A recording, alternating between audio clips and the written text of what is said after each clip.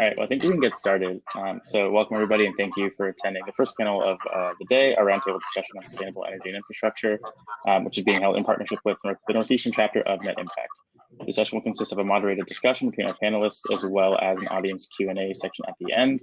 So without further ado, I will hand it off to our moderator, the former president of Net Impact, Melissa Rath. Good morning. Thank you, Spencer. I'm very excited to share with you all.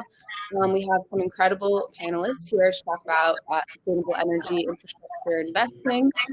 And just a little bit about me. As Spencer mentioned, I previously served as the president of Net Impact at Northeastern. I also have been founding and creating the new Sustainability and Environmental Justice Council Canopy this semester.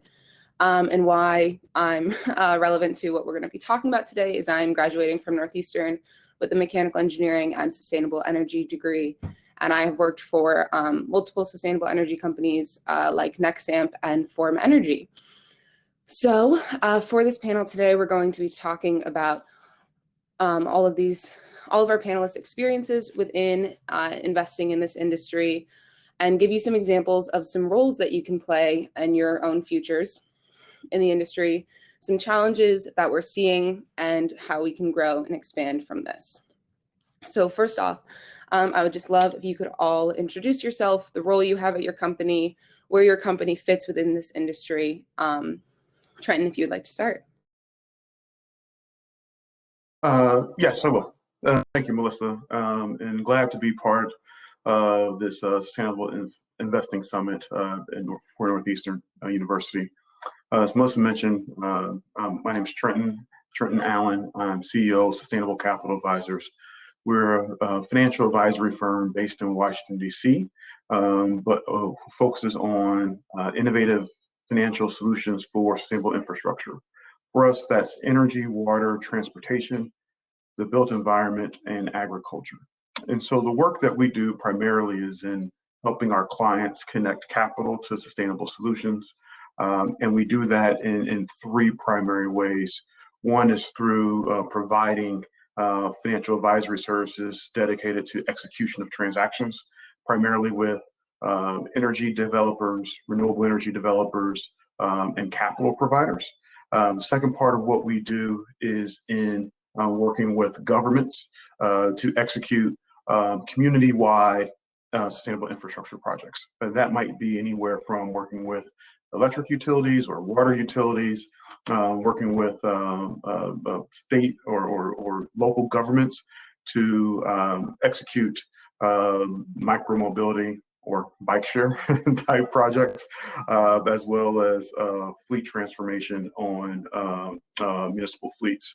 And the last part of what we do is also in the policy and research space, where we utilize our experience and firsthand experience in executing transactions and working in the capital markets to work with foundations and nonprofits and governments and other parties to better develop finance frameworks for policy and research that really accelerate the capital for climate-friendly investments. And so that's sort of the world that we work in. And for myself, you know, I've been in financial services for over 20 years. Before starting Sustainable Capital Advisors, I worked on Wall Street for 10 years in investment banking, financing any number of different infrastructure projects, primarily in the U.S., energy and water, transportation. And prior to that, working with another advisor for the largest financial advisory firm for state and local governments around the country. And so the work that we do and sort of how we fit in is really just connecting capital and helping to educate not only the developers as well as capital providers and really help them align risk with regards to potential investment opportunities with their underlying portfolios or interests, so that we can accelerate the deployment of capital. So look forward to participating with the rest of this panel on this topic this morning. Great, thank you so much, Trenton. Jamie, if you would like to introduce yourself.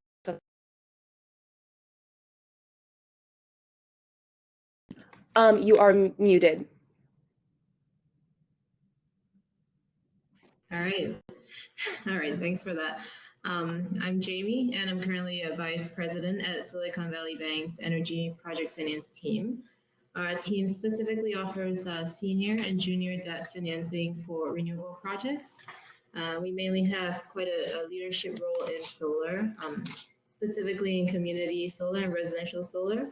But we're also open to financing newer technologies such as fuel cell energy, carbon capture and storage, and battery storage.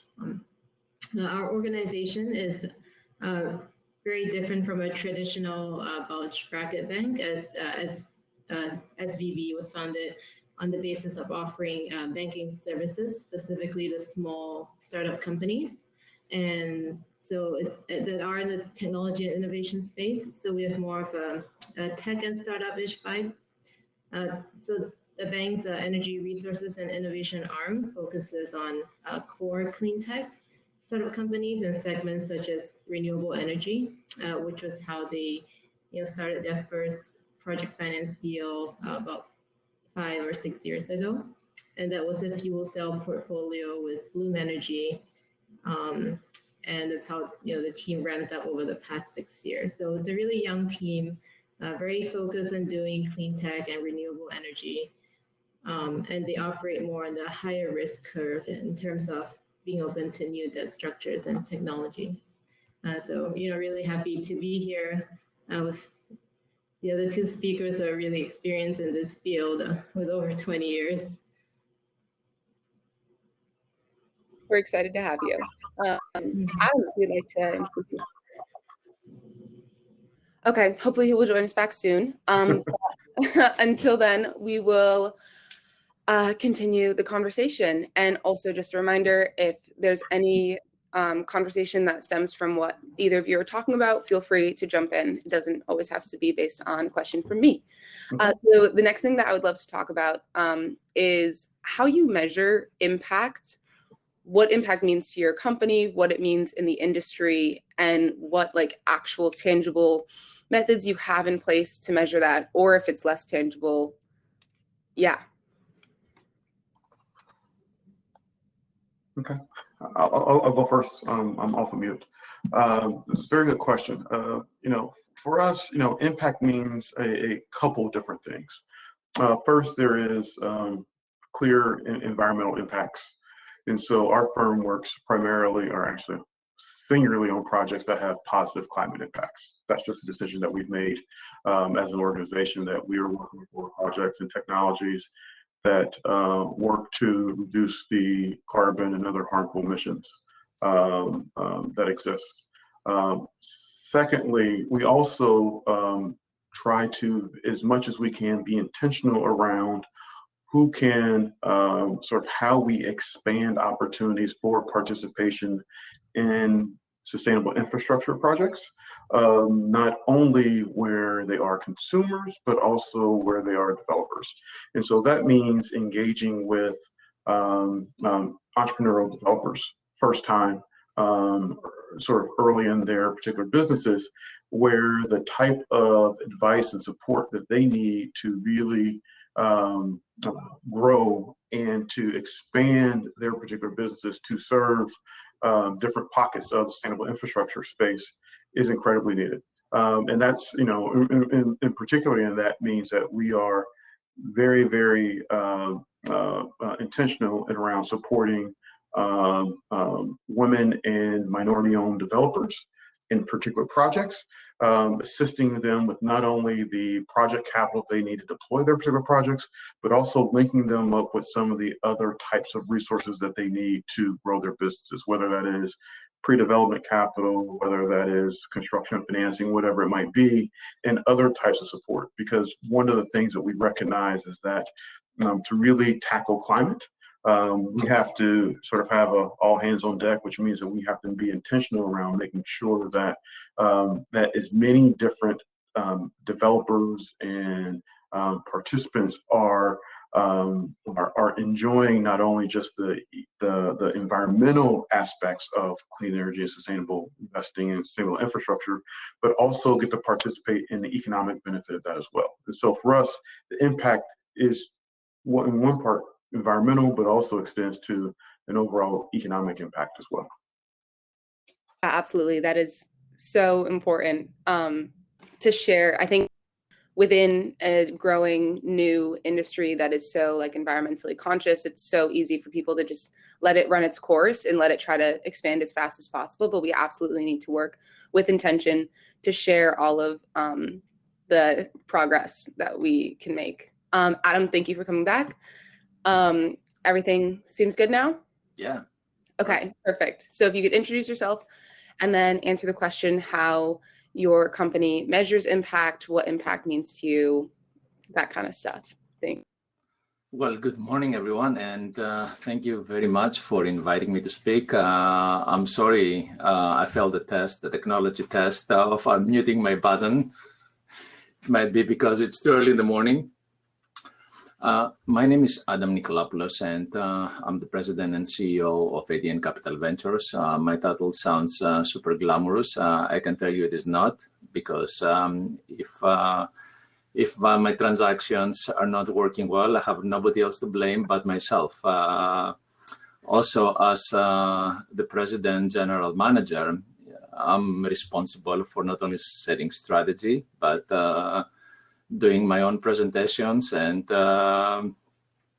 taking care all the minute details involved in a business. I'll tell you a little bit about my journey. I started as an engineer, in fact, as a mechanical engineer. I love engineering because the technology aspects, because of the creativity and the solution providing approach, generating solutions. But in the middle of my journey, I realized that engineers are not the ones who make all the necessary decisions for things moving forward. And there's another group of people or discipline that are sitting above, the hierarchy order that hold the decisions, and that's a finance. And that got me to go and get an MBA and basically understand a little more about finance, which as an engineer I had absolutely no clue. And that got me into investment banking, which kind of blew my mind with excitement, because once you start combining engineering, the solution delivery approach with the power of finance and mobilizing enabling capital, then you can do so many things. Basically, you can drive your career wherever you want, and you can do extremely exciting things. So I've been most of my life with bulge bracket firms. So I paid some very high dues working for extremely intense environments. But at the same time, that has given me the ability to put together some fascinating transactions. And what I came to realization is that the impact that finance and capital can bring to people's life, to changing lifestyles of community, to generating progress, to developing economies. And the other thing that excited me very much is basically working in the emerging markets, because you deliver projects in the emerging markets, in the less developed markets. And then you really do the economic needle in this type of communities. I mean, you generate tremendous amount of impact in a lot of lateral ways and diverse ways. I was with UBS for about 20 years. I worked on Wall Street in the city of London, and the main themes that I'm focusing on are basically infrastructure, which includes just about anything that moves large amounts of people, energy, which has now become predominantly the renewable energy space. And over the last 10 years, I've been focusing on the clean energy, clean tech side, helping with corporate finance, financial strategy, and basically mobilizing capital to facilitate growth for this type of companies. So I'm also an entrepreneur, and I love the investing side, and basically helping teams, creating value in teams with decision making. I'll stop at that, not to take too much time. Thank you, Melissa, for having me. Thank you so much for being here. Jamie, if you would love to weigh in on how your company measures impact from the banking perspective. Sorry, you're muted again.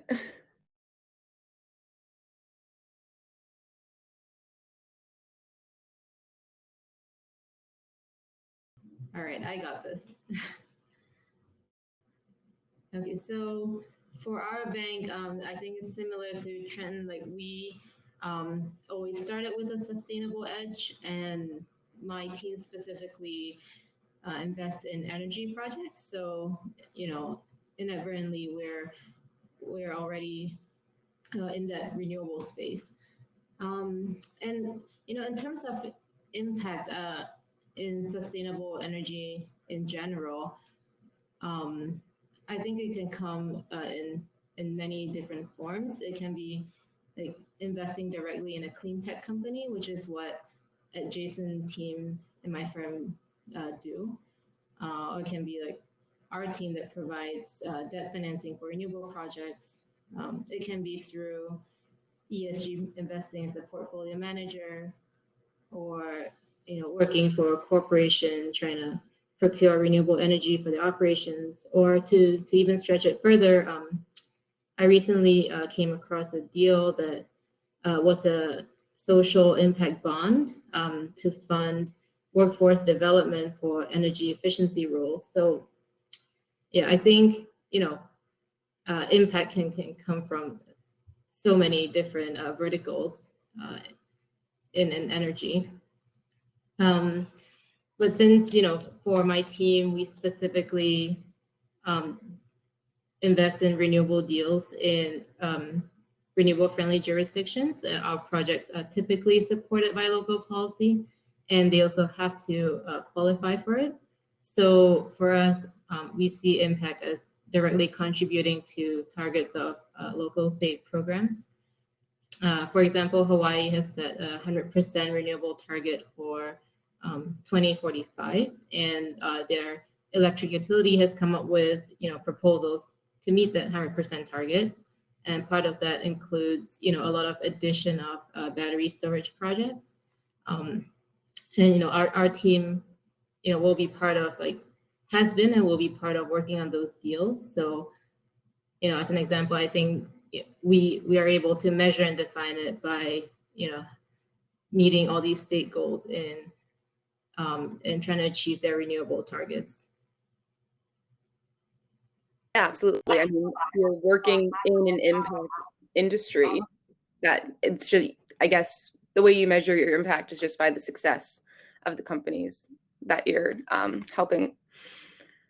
So next question that I would love, next question is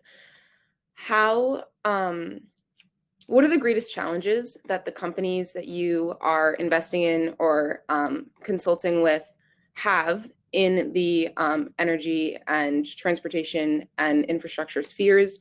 Is it policy? Is it tech? Is it always just money that's a barrier? What are some of the most innovative ways that you have been able to help them with these challenges? Adam, if you would like to go first this time.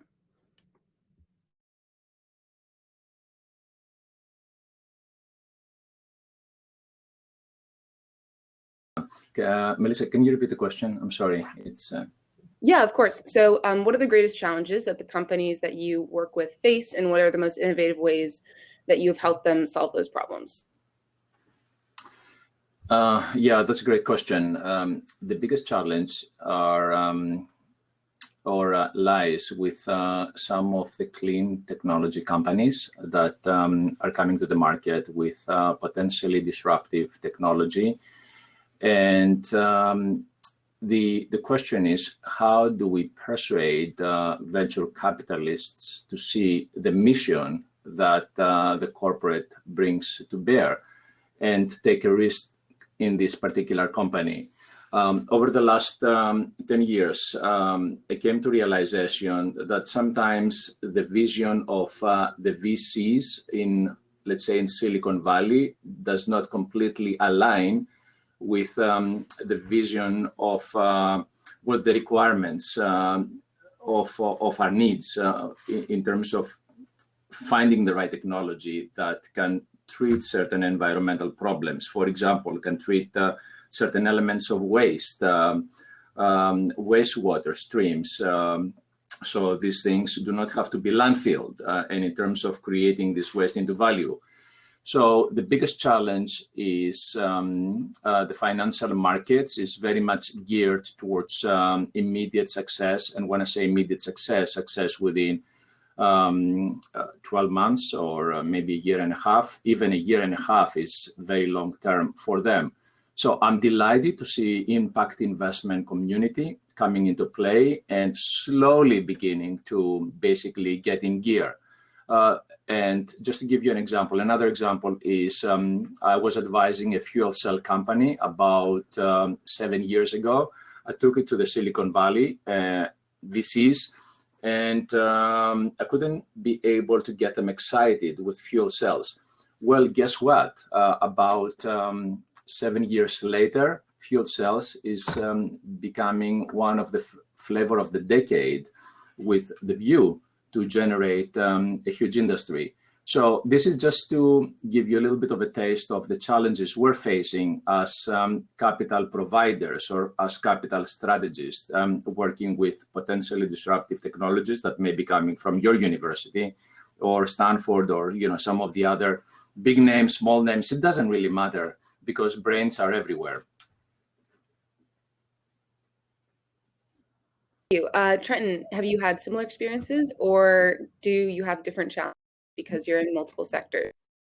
I think what Adam had mentioned is definitely one that we see often. Part of it's just it's timing, right? It is timing of innovations, not only from a technology standpoint, but even from a financial product standpoint, and the availability of not only just a handful of investors, but a larger swath of the investor base who was willing to participate in that.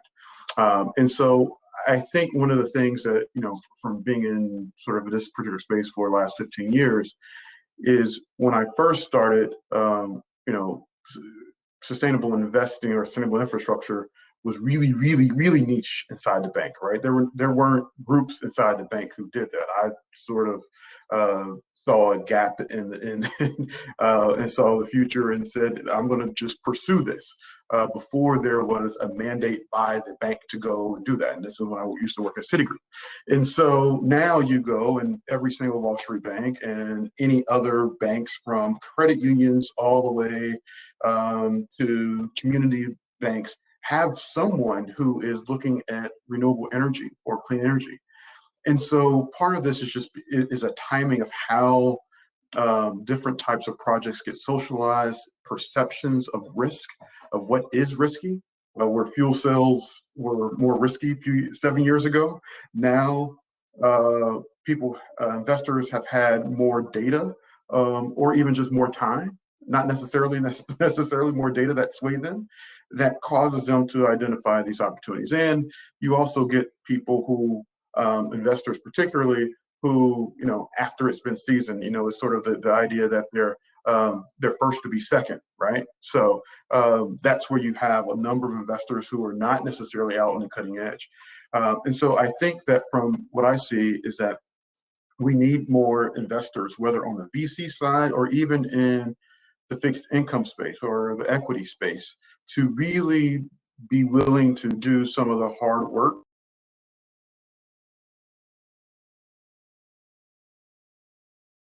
to understand some of the new novel either technologies or financial structures, because that's what we need to accelerate capital. We need those particular folks who can understand credit and credit opportunities and really identify ways to make things better. I would just say the last thing that from a finance side, I look at that is an opportunity is that, stability, regulatory stability is really such a plus when you think about finance and being able to develop financial structures. Many of these technologies are not sort of a 1-2 year payback. These are over, a decade or decades. And so having some stability both at the regulatory level and also at the utility level is incredibly important for finance to be able to develop structures that can result in providing the market-based return and the projections that you make year one that still need to hold years 15 through 20.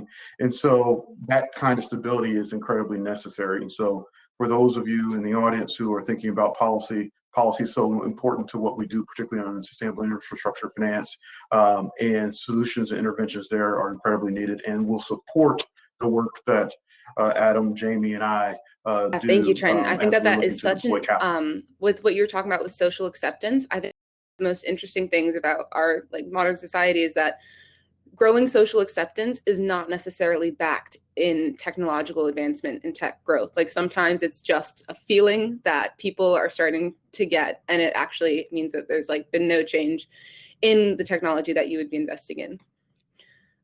Jamie, do you have anything to add? Yeah, sure. I think that, the challenge I see will be similar to what Adam and Trent see. For us, it's usually bankability, which is whether that project is financially viable. So while our bank is a little more adventurous than a traditional bank, Energy is the first project 7 years ago, and we're comfortable with that. There are still parameters that we need to operate to, within the bank. It's our credit policy, so we can't load up on too much risk without having the right return. And I think when our financial sponsors or developers that we work with, and they structure these projects, they're also looking at that, guaranteed return, but also the upside. So I guess, when looking into renewable financings, typical wind and solar plants are pretty easy to finance because there's kind of a template that you can rinse and repeat. But once you get into new technology like renewable hydrogen or battery storage and fuel cell, the level of diligence is greater. And what investors expect would be more greater protection in the form of reserve accounts, production insurance, or guarantees from the sponsor or the equity investor. And I think most investors know this as well. So those that come to the banks are usually ready to provide what the banks need, and they tend to be the bigger companies. So I think the challenge is that there are a lot of young companies in this field that, that lack access to sponsor capital, and it may be harder to reach them. But yeah, I do agree that, as what Trent said, federal regulation can really help with that. And I think the extension of, if it gets extended, investment tax credits and production tax credits that will continue to help fuel this field. And, really state programs can also really propel renewable energy investments forward, the growth in community solar now. So I think the challenge will come in the form of policy support, or overcoming that challenge will come in the form of policy support and, banks kind of being more flexible in analyzing these projects. Thank you. Yeah, I'm going to pose our last question to the panel before we are going to have a 15-minute Q&A session for the audience. So audience, get your questions ready. And so this last question is, where do you see the industry heading in 5 to 10 years, both positively and or negatively? And how can these students and young professionals in the audience be a part of that change?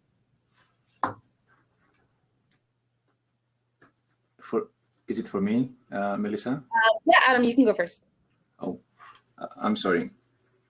We're at extremely exciting times. I mean, we are confronted with an incredible challenge, and we should have done all these things yesterday or 5 years ago or 10 years ago.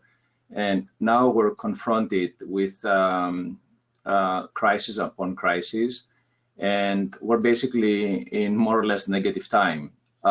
So I'm not here to spook you. I mean, that creates an incredible opportunity for all of you people. You know, look, our industry, finance, sustainability, project finance, corporate finance. I mean, finance is a very powerful enabler, and I mean, it allows you to stick your nose into other people's affairs, and sometimes block things, other times create huge impact. I think as a career, this space will not disappoint you, but I want to also alert you that, you know, it's a bumpy road. It's look at it as a marathon. There are no sprints. Brace yourself. It's going to be an extremely rewarding career. I mean, I had so much fun, and I'm having fun. I mean, I love what I'm doing, and I like seeing all these incredible challenges, being involved in new technologies and raising finance. So, I mean, in terms of the future is really bright. I mean, it's, you know, the future is our present right now. We have to take charge. We have to engage, and we have to be involved in all these things. Please do not overlook the ethical side, you know, doing the right things and doing things right. This is extremely important. It's not just about money. It's also about delivering true impact in terms of helping communities. And technology will play a growing and more significant role, because also as an engineer, I think, you know, I attribute more value to physical things, physicality, instead of, I'm sorry to say that, and I hope I don't offend anyone, but less to social media and more to delivery of a service. Apologies if I offended anyone. But, you know, I'd like to see things that create jobs. I'd like to see things that help communities, bring clean water to our communities, clean air, remove carbon emissions, all these things. So all these things will become very prominent, very prevalent in the years to come. The more engaged you are, I mean, you know, and please follow your passions. I mean, that's where you can be your best. Over to you, Melissa. Thank you so much, Adam. That was very inspiring. Jamie, if you could go. Yeah. So I think, you know, there will be a lot of new. Well, I think this energy project finance and sustainable investing, it changes a lot. And, you know, when I think about my career, like 7 years ago, when I started in BlackRock, they didn't even have like an infrastructure team. It was like only founded in 2011, and now they didn't have like an ESG or impact investing arm, but, you know, now they have like, you know, billions of dollars in funds like managing infrastructure and ESG investments. So the landscape change really rapidly, and I think it's gonna keep changing over time. And 3 years ago, I was doing only conventional power, like gas-fired plants, and now I'm just doing purely renewable energy, and, you know, that was supported by like policy triggers. So I think the landscape will keep changing. I think there'll be more battery storage coming online in the next couple of years, and beyond that, maybe renewable hydrogen, and then possibly looking at financing fleets of, you know, electric vehicle charging.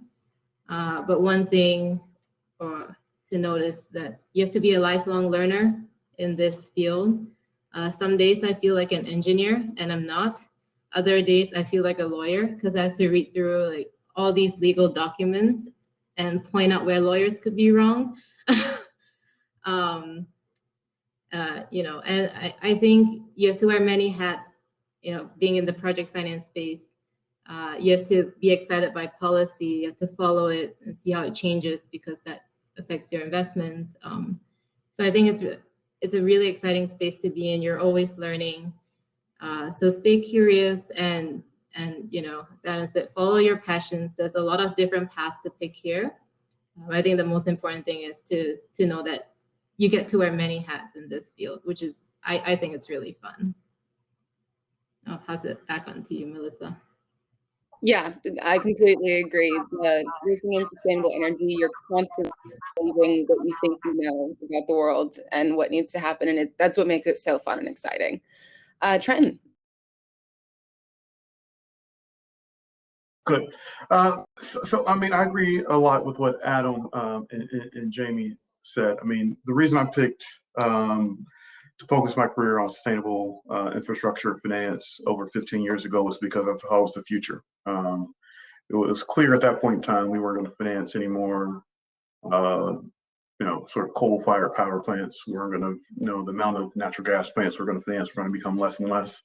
And if we just sort of read the tea leaves about where we're going, not only just as a country, but also as a global society, finding new and innovative ways to utilize energy, change the way that we work and live was going to be so prevalent. And so to me, what inspired me 15 years ago, I think also should inspire you all. This is the future, all right? This is where everything is going. With every new technology becomes a new opportunity. A new opportunity to create something new, a new opportunity to create a new financing structure. There's such a wide berth that exists in this particular space that I think that if I were coming out of school today, I would not stumble upon this particular space, but flock to it as quickly as I can. But with that, the thing that I would say is that we all just need to guard against is making sure this question that Melissa started with, which was about impact. Yes, this is the future. Yes, there's so much opportunity, but we also should make sure that we're going to have as much intentional impact as we can, right? So can we pursue things that really, really do address climate change? Because as Adam was saying, we're in negative time, right? So we really do need to solve this particular problem. We need to use finance as a way to solve it, but we really do need to do it. We don't have time to do a bunch of greenwashing things that makes investors feel better. We actually need to deploy capital into projects, into companies that are going to reduce our carbon emissions. We have to do that. And that's impact, and we have to chart that. The other piece I say is we also have an incredible opportunity to make sure that this transition that's happening also happens for a broader swath of communities, not just in the US, but around the world in a much more equitable fashion. That doesn't mean that this is a charitable enterprise, but basically recognizes that we are in this together with regards to achieving climate goals. So if low-income communities don't have access to clean energy technologies, we can't meet climate goals. If off-grid communities don't have access to climate technologies that allows us to reduce our carbon emissions globally, we won't hit our marks. So we're in it together because we all have a role to play, and expanding opportunity and having greater inclusion isn't at odds with hitting climate. It's required to hit our climate goals. And so I would just impress upon everyone here, and particularly the students, to say, let's try to make sure that this transition that we have is better than all the other ones that we've had. That's more inclusive, that digs deeper, that provides more economic opportunity. We can do a whole lot with $1 that we invest in clean energy, and I think we have a really good shot to do it. So it's going to require, us to do it on our side on finance. I think it's going to require some of you all to do it on social media too, although I don't frequent there too much. But I think it's going to take all of us to keep the pressure on each other, to keep each other honest, such that we can have really true impact to really deliver climate and economic opportunities, so that we can really meet our goals and save our planet. So really enjoy the time, and kick it back to Melissa as well. Thank you all so much. If the three of you haven't convinced everyone in the audience to get into this field, I don't know what will. And I'm sure that they have so many questions for you. So I don't remember exactly how this is going to work, but basically if you have a question, either message it in the Q&A section of the chat, or request like audio and video, and then I can accept you and you can ask your question verbally. So those are two options. Ask away.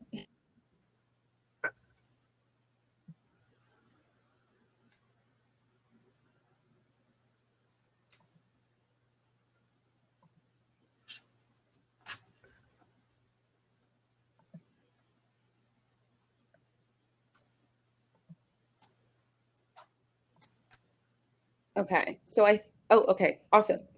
We have our first question. What's the most frustrating example of greenwashing you have come across?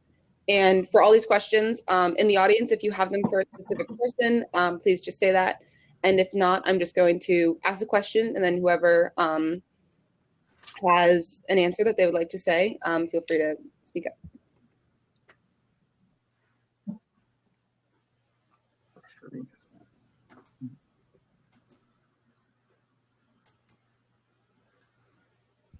So sorry, just to be clear, do any of you guys have an example of really frustrating greenwashing experiences you've had with other companies or other investors?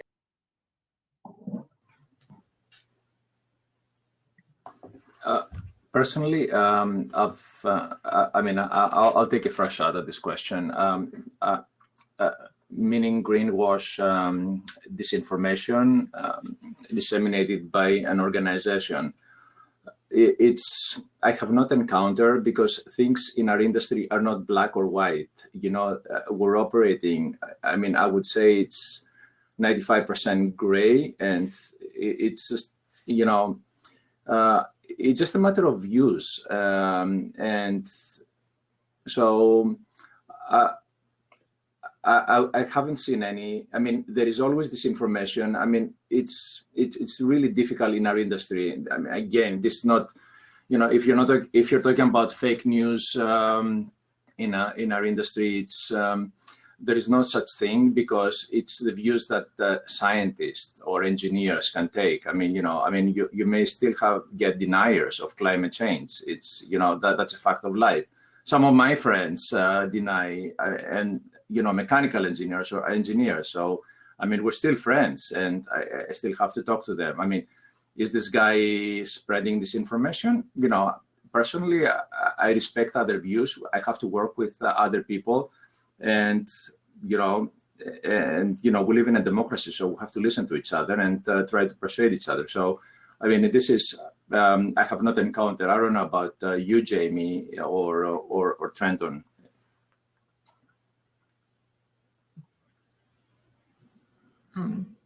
I can go next. So I think it's a little difficult for that in our industry, because, you know, the projects that are brought to us are by renewable investors, and they have a track record and also a pipeline of projects that are all consistent with their mission and the reason they started. So in that sense, I haven't seen greenwashing in my business. But I have to say, I have a sister who's a lawyer, and she works in clothing, right? And I guess when ESG came up, there was like, you know, a need to like relabel like how the clothes are made and sourced, and there are occasions where they tried internally to make it sound like it was ESG labeled, and that was a vague. It's still a vague term, but there are ways to like make it sound like it's ESG. And I think that's where I've seen greenwashing, but it was more like, you know, on the manufacturing side and the sourcing of materials, but not in my field specifically, where it's a very direct, like pretty clear cut what kind of project we're working on. And I would just add briefly that, you know, it comes in all different sort of ways, right? So I first started almost 10 years ago. I worked on one of the first green bond issues in the United States. The thing is, we didn't call it a green bond issue because at that point in time, we didn't really have language to call it that, right? So we called it an energy efficiency revenue bond, right? The closest we can get to green. And I remember working at Citi that we asked our sales and trading force to go and sell these green bonds, and they said nobody will want these things, right? You turn around now and everybody's sold a green bond, right? How green are all these green bonds? They vary, to be completely honest with you, right? Are they purely energy efficiency revenue bonds like we did? No. Are these some corporate, green bonds that where some of the projects may have different varying levels of environmental impact? Yes. I think part of it is that, yes, there will be sort of this sliding scale of what is green. And I think that the biggest thing is that we just need to create systems that provide information, that provides disclosure to investors and to those who are participating to better evaluate, right? So I don't think, it's my job to say this is green or not green. I think we should just be truthful about what we're disclosing, because we want the investors to have an understanding of what is green. And that's part of what is undergird sort of the financial markets is sort of truth and information. And that level of information, particularly as we get into sort of what's happening in Europe with regards to having a certain amount of your portfolio needs to be in ESG type products, having that definition and taxonomy and all those other components really helps to move capital when you know what's in it. And so I think that'll become one of the barriers that'll be addressed over the course of the next few years as we start to think about sort of how we want to change investments or portfolios and making decisions. Having access to calling the same thing is going to be incredibly important. And so I think that'll be the next step that we can take. And it'll be less about greenwashing, but more about, can we have consistent language to talk about our particular industry? And we're growing up when we can do that. And that's a good thing. Yeah, great insights from everyone. So we have 5 minutes left, so I'm going to ask the last question. Sorry, audience, that we couldn't get to more of your questions. So last question, just keep it as brief as possible. This is a big one, so it'll be hard. But how do you expect the new administration's infrastructure plans and policies to impact the work that you do?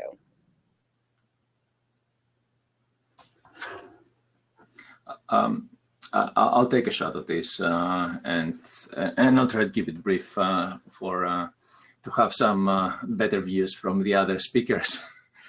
I think the administration can drive policy in a significant way. I've been in this space for about 25 years, and I remember when I started doing financing for power projects back in the 90s. A lot of these projects were the result of the PURPA, Public Utilities Regulatory Policy Act. And I can tell you, this PURPA legislation created an industry which has now become a $1 trillion industry.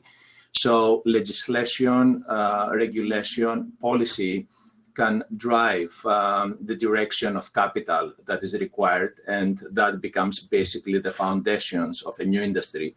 The same thing with experience in the growth of the solar market, wind market, in terms of subsidies, production tax credits. Personally, I don't like subsidies, because I think in the end, I would like to see something standing on its own feet. It's like, having a family basically continuing to subsidize the rent of their adult child. I like economic independence. I come from this discipline, and I'd like to see industries with maybe 5 years of assistance, but then they have to prove themselves that they're capable of standing. So I think we're in a new era of a new dawn of environmental finance, and policy can help direct capital, because that creates a comfortable environment for financiers to come in and invest, because we have to look at things from now on a long-term basis with a long-term horizon. So that's where policy comes, because it provides comfort and stability. Over. Back to you, Melissa. Thanks, Adam. Jamie, would you like to say your thoughts? Yeah, I think the plan will definitely be, or hopefully it will be really exciting for boosting sustainable energy and clean technology. Part of that is to extend, or the proposals to extend the PTCs and ITCs, which are the tax credits. And I think in 2006, when it was, announced to be extended, you could see the trend where there was like a boom in renewable investments again. So there's a clear and direct impact of these tax credits to, developing these projects. The second one is trying to improve the workforce or train the workforce to, be able to enter into energy efficiency roles and be part of this sector, which I think is great because there are a lot of, the oil and gas industry is huge, and there are a lot of folks there who might be displaced as we transition into, into clean energy. And I think this retraining and helping these people find new jobs would maybe reduce the, the friction against this transition and also help integrate better. And I think that creates better energy justice to make it more inclusive, make it more inclusive for everybody to be part of this transition. And I think that's what's really exciting, and that will create a lot of opportunities in this sector. All right, back to you. Thank you, Jamie. Trenton, if you could put in the last words. Sure. I would say that, when I look at sort of the proposals, I think two things struck out to me. One is, as we know, but sometimes we forget, the federal government is one of the largest procurer of services. And so using the heft of the federal government to particularly direct sort of deployments and investments in clean energy, not necessarily just their dollars specifically, but basically announcing that they will continue to think about sort of, continue to green federal buildings, affordable housing, embedding it in loans to rural communities across the country, I think are incredibly important because it allows private finance to come in and fill the gap, right? So, notwithstanding hiccups over the last 15 years, using the federal government as a backstop from a credit standpoint still is heard in the marketplace. The other piece that I thought was incredibly important is that the climate agenda was touched in almost every single agency, right? So you saw pockets that were being done in transportation because transportation is going to help us solve climate. You see it in Department of Energy, that's important. You saw it through EPA, through things like, clean water, but also energy efficiency in homes. You saw it through HUD, you saw it through USDA, commerce. Everywhere we were able to see fingerprints of climate and the opportunities that exist there. And to me, that's incredibly important because one of the things we talk about that is easier to finance are clean energy projects. One of the harder things to finance is some of the work that needs to be done on resiliency. And so to the extent that we can leverage some of the public dollars to get at some of those hard to tackle problems in resiliency that are needed in communities across the country to not only safeguard existing investments that are being made, but also to deal with some of the challenges that come to some of the vulnerable communities who are in floodplains as well as in heat deserts. Those are incredibly important. So sort of the multi-pronged approach, I think, gives us an opportunity to really tackle what are some of the challenges that are out there, particularly in finance, when we think about some of the benefits coming from multiple sources as opposed to just one entity. And so to the extent that we can knit together some of this particular federal dollars to spur and to move forward some of this work that we need to do in resiliency, I think is incredibly important. And one of the pieces that I think when you are able to take a step back, or really one of the really beautiful pieces of sort of how at least this proposal is, and look forward to see what happens as they move this through Congress. Great. Thank you all so much for joining us on this panel. I know I learned a lot from you. I'm sure this audience learned about different roles that they could have in this industry and are now inspired to go and achieve those. So head over to the ESG and microfinance session that is live now. And thank you all for coming. Thank you. Thanks for having us. Sam, Of course. Great job, Melissa. Thank you. Thanks. Thank you. great being here.